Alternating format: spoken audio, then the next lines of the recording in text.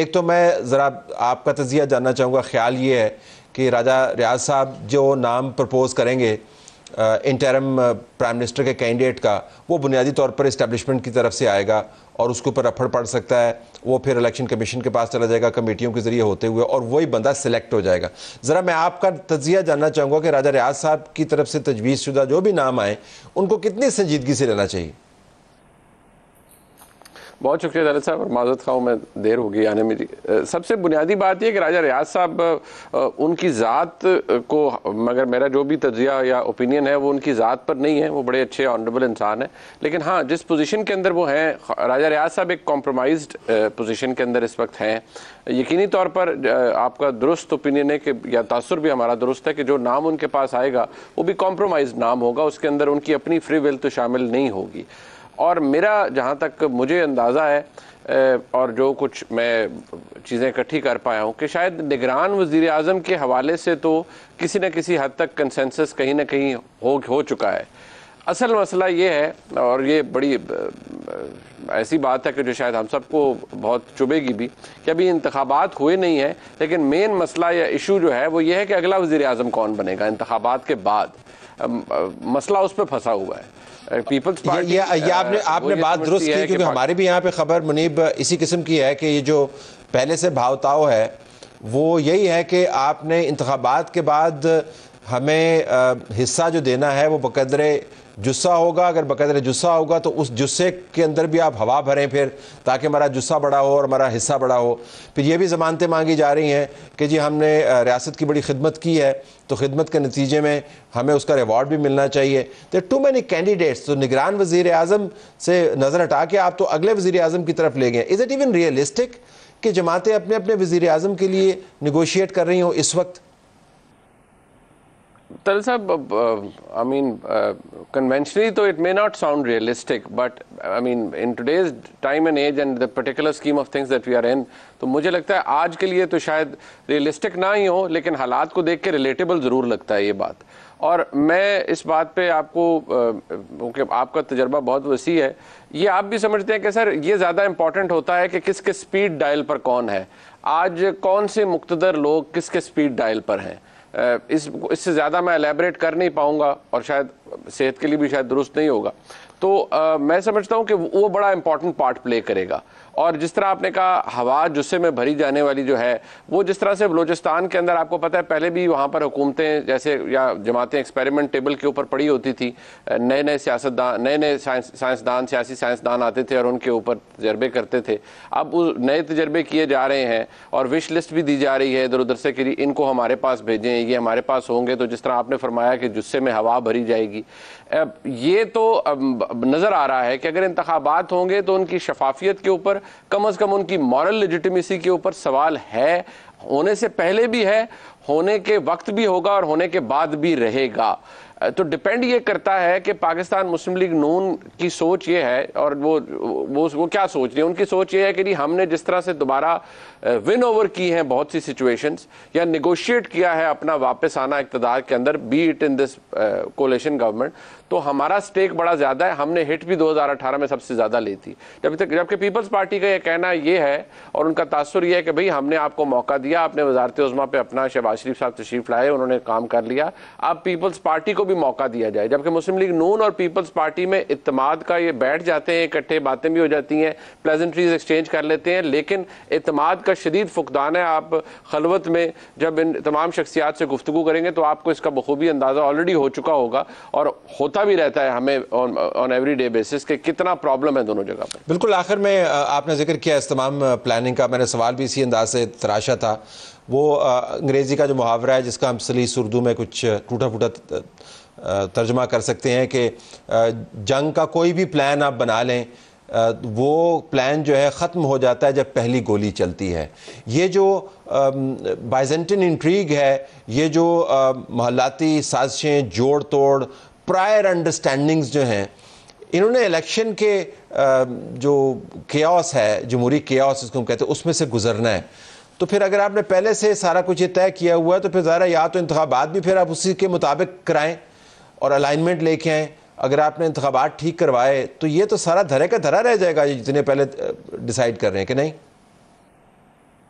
तरस साहब, आपने बड़े एक्सटेंसिवली, मैं क्योंकि आपको बहसियत एक उस्ताद भी देखता रहा, आपने बड़ा एक्सटेंसिवली कवर किए हैं इलेक्शंस भी, यहाँ तक के कैंडिडेट्स को आपने देखा है बड़े करीब से मुख्तलिफ अदवार के अंदर।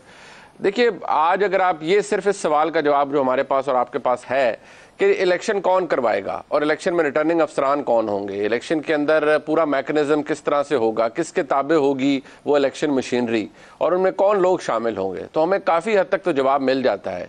पंजाब बैटल ग्राउंड है, वहाँ पर किस तरह से चीज़ें मैनिपुलेट की जा सकती हैं। देखिए, धुंध के बारे में कोई ये तो नहीं है ना कि सियासी धुंध सिर्फ नवंबर दिसंबर में ही आ सकती है। क्या वो उससे पहले नहीं आ सकती? क्या वो दोबारा नहीं आ सकती जो कि एक ज़माने में डस्का में आई थी?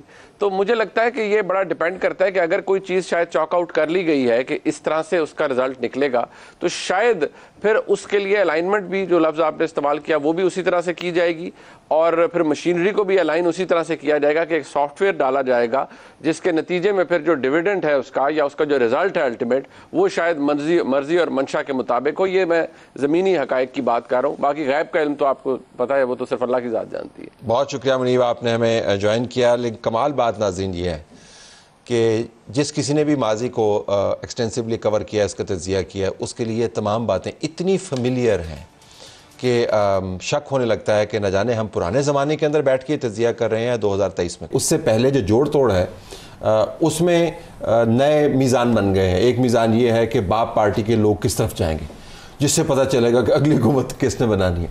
दूसरा पता चल रहा है जी कि किस हुकूमत ने रियासत की गलतियों का वज़न खुद कितना उठाया है, यानी नवाज शरीफ की पार्टी ने बड़ी कीमत पे किया, तो फिर वो उसको जाके कैश करवा पाएंगे। तीसरा ये भी देख रहे हैं कि पीपल्स पार्टी और इस्टेब्लिशमेंट के ताल्लुकात आजकल बहुत आपको ठंडे लग रहे हैं। एक आध बयान वहाँ से आ जाता है, इस्टेब्लिशमेंट की तरफ से एतराज़ात हैं बिलावल भुट्टो ज़रदारी के ऊपर। तो अब ये मीज़ान बन गए हैं कि पीटीआई के जो टूटे हुए लोग हैं वो किस तरफ जाएंगे, बाप के टूटे हुए लोग जो है वो किस तरफ जाएंगे, और ये डिटर्मिन करेगा कि अगला मार्का कौन जीतेगा। तो फिर ये ठीक कह रहे हैं, तो सारी जमातें मिली हैं, नवाज शरीफ भी मिल गए साथ और पीपल्स पार्टी भी मिल गई साथ, और सब एक ही पेज पे हकीकत में आ गए। देखिए जी, अपेरेंटली अगर देखा जाए तो मेरा ख्याल है कि आप सार की बात से एग्री करने को मजबूर है। ठीक, मजबूरी में कर रहे हैं, ये दिल हमारा नहीं है मानने को। वैसे नहीं, जाहिर है जी कि हमारी अपनी पार्ट डिपेंडेंसी, हमारा नजरिया और तरफ खींच रहा है, हकीकत और तरफ खींच रही है। हम लोगों का प्रॉब्लम ये है, भी कह सकते हैं काबा मेरे पीछे है, कलीसा मेरे आगे। और दूसरा ये भी मान लें कि हम तीनों भी भैया अब एज के जिस ग्रुप में हैं, ख़ास तौर पर मैं तो बिल्कुल ही पैट डिपेंडेंसी की इंतहा पे हूँ ना। हम जमहूरी निज़ाम के अलावा कोई और बात सोचने के काबिल ही नहीं रहे, हमारी बदकिस्मती है। लेकिन उसके साथ हम तीनों का रवैया तकरीबन ऐसा है भैया कि मुद्दई सुस्त और नहीं, मुद्दई चुस्त और गवाह चुस्त।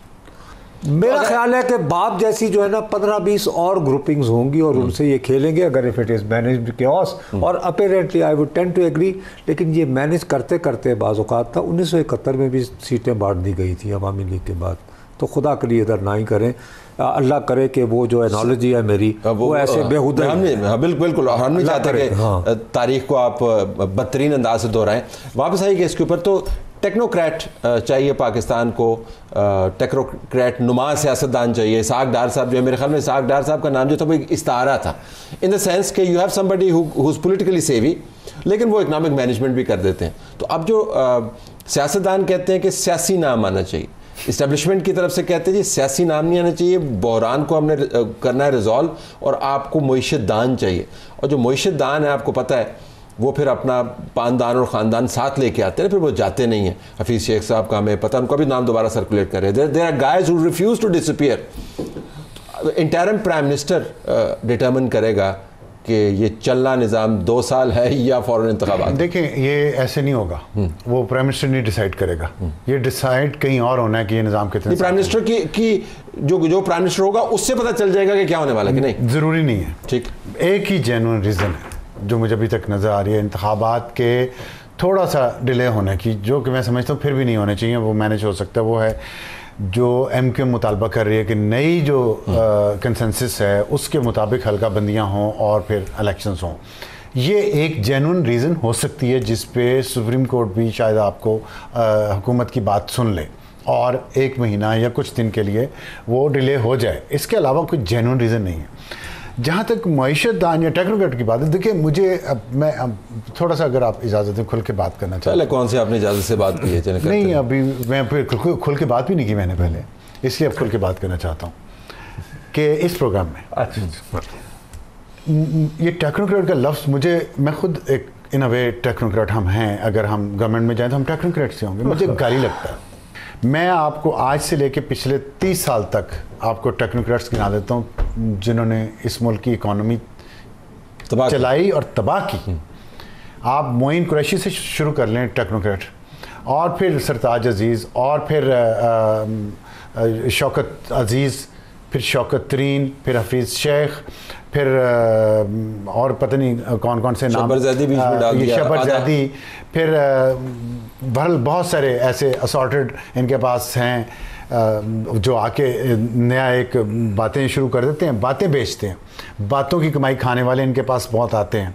और हमारी इस्टेब्लिशमेंट कानों की इतनी कच्ची है, ज़हीन तो बहुत होगी, इसमें मैं नहीं क्वेश्चन मार्क रखता, लेकिन कानों के इतने कच्चे हैं कि जो उनको आगे बातें सुनाएगा, बातें करेगा, वो उसको समझेंगे बस ये बंदा जो है ना, ये हमें $1 ट्रिलियन ला देगा और हमारे सारे मसले हल हो जाएंगे और उसके बाद मौजें होंगी। आपको पता है लीथल कम्बिनेशन क्या है? वो कानों का कच्चा होना नहीं है, कानों के कच्चे और आदतों के पक्के हैं।